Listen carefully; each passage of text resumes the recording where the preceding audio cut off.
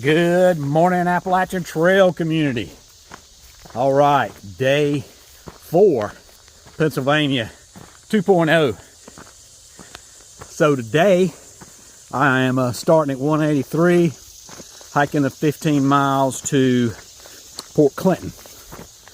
And so after today, I'll be caught up with Dianimal, who I hiked with last year, and meeting him there. And then we'll be Charlie Mike Nobo towards Delaware Water Gap. So, but I started earlier today than normal with my update. This is so pretty walking through here, and I'm not all sweaty and nappy yet, and in a great mood. My feet don't hurt yet. Nothing hurts yet. So we'll see how I am after the 15 miles. And my understanding is this is where I start running into the rocks in earnest. So thought I had done that before, apparently not. All right, we're Nobo bound for Port Clinton. Chat with you in a little bit, but I did want you to see how pristine this place looks. It's just gorgeous. This is why we come out here, for moments like this, and just listen.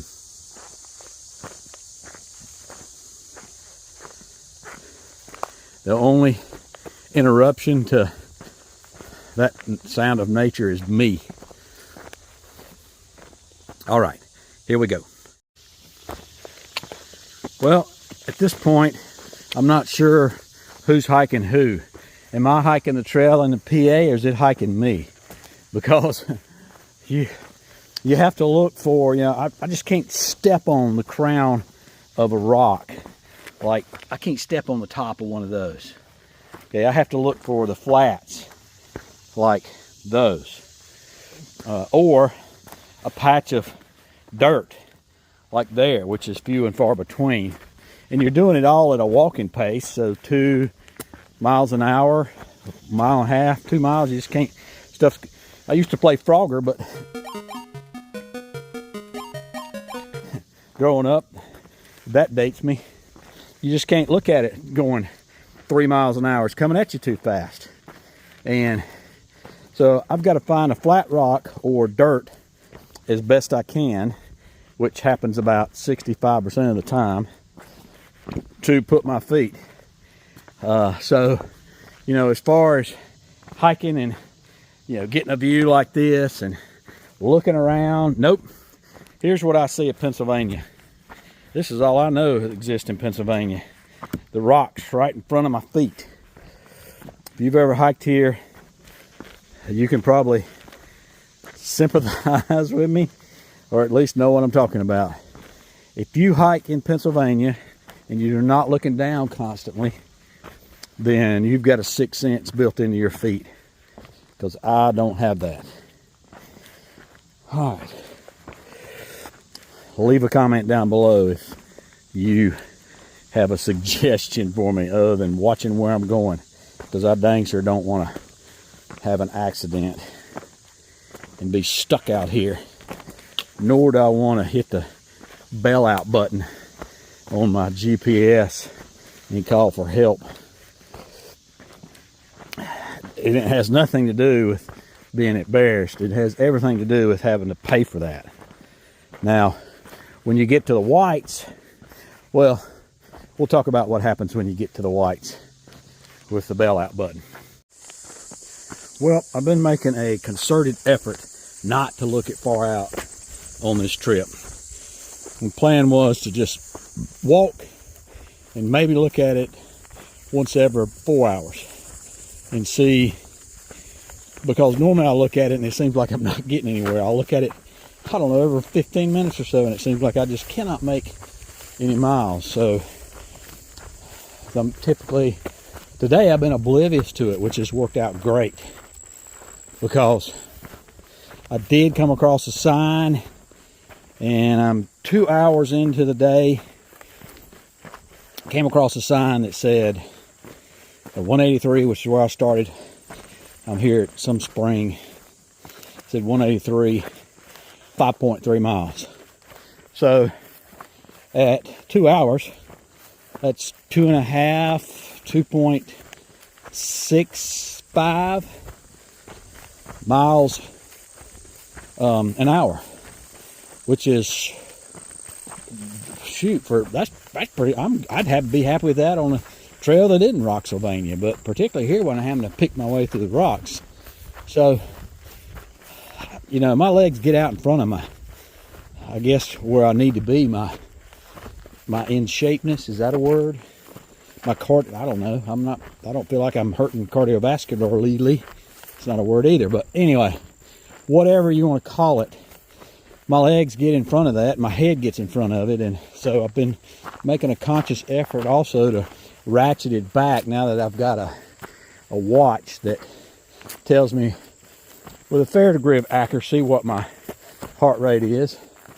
So I am trying to keep it well under my max. I'm trying to keep it at the top range, as at the most top range of where my workout should be, which is somewhere around 137. So when I see it approaching that, I dial it back a little bit, and you know, I'm making good miles, and I'm not, hopefully I won't be wiped out at the end of the day, or you know, the last 6 miles just be drudgery, because my muscles are so fatigued.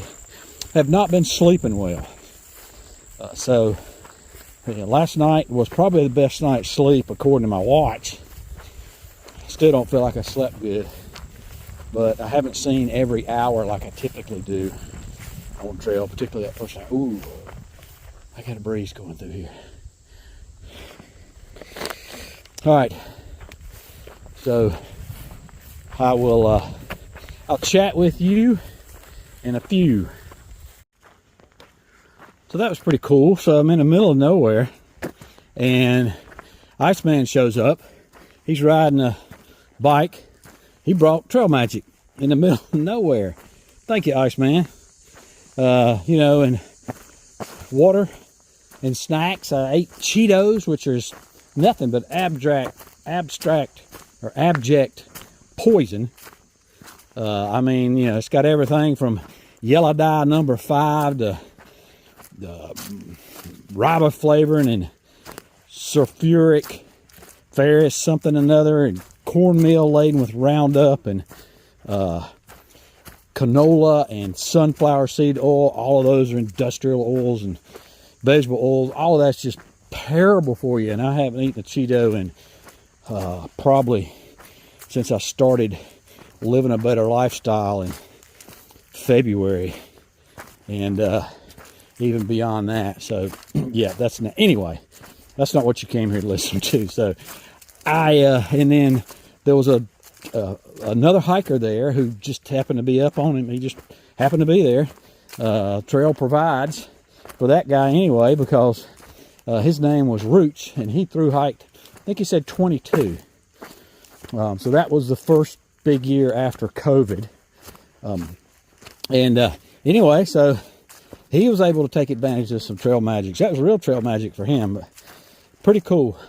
Meet another hiker, and it's just a small world. So he lived in, graduated from Coppers Cove High School, and Coppers Cove is north of Fort Hood, where I was stationed, Fort Hood, Texas.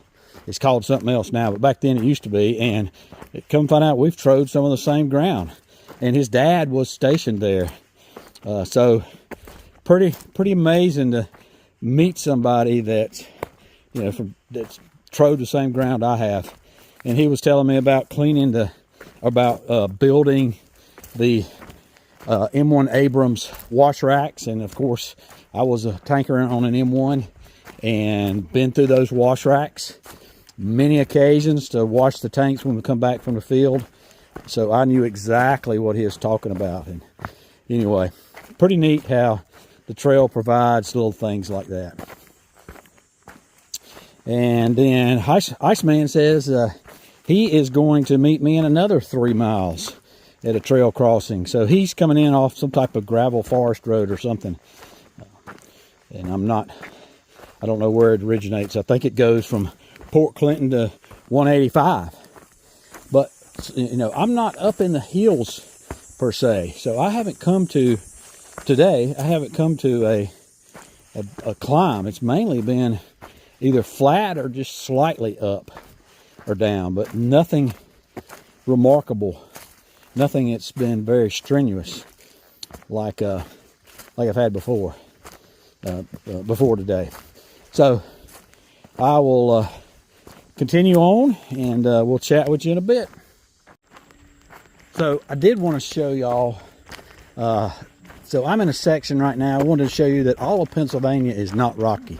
Now, I've not got to Port Clinton yet, but I've done it all from the border up to this point.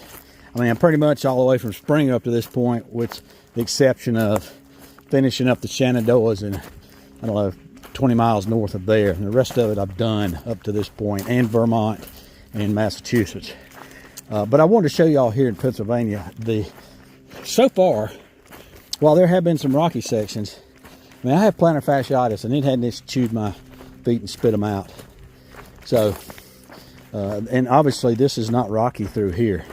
So, yeah, you're going to be fine in the southern part. You subos coming through, you're going to be great, because I don't know what's in front of me, and I'll probably be griping and complaining later, but this is, you know, there have been issues, and you've seen them, but by and large, you haven't seen that the majority of it is not as rocky as, you know, in the southern section anyway, is not as bad as it's made to be with a nom de guerre of Rocksylvania. So we'll see as the days go by. I'm told once I get above, start from Port Clinton on north, I'm going to hate it. But I was given the impression I'd be hating this part too, and so far it's not that bad. And you know, what you're seeing in my videos is mainly the rocks. You're not going to see the general trail like this that much, because you see this all the time. But I did want to show it to you, so you can see that all of Pennsylvania is not a wrecking ball on your feet. All right, this section is not good. It's been better, but it's completely canopied over. So I'm rubbing up against all of this stuff, which means very likely I'm getting a tick somewhere. And there are ticks up here that carry Lyme disease. Of course, they're everywhere, and they other stuff too. But yeah, when it gets canopied over like this, I'm not real happy. Plus, I don't think I've got an allergy to vegetation, but I know when it's wet and I get in it, I get itchy. Like I'm getting a little itchy right now, and it's not even wet. You know, it usually subsides, but anyhow, I don't like that. All right, I can hear the highway from here, so should be under a mile out.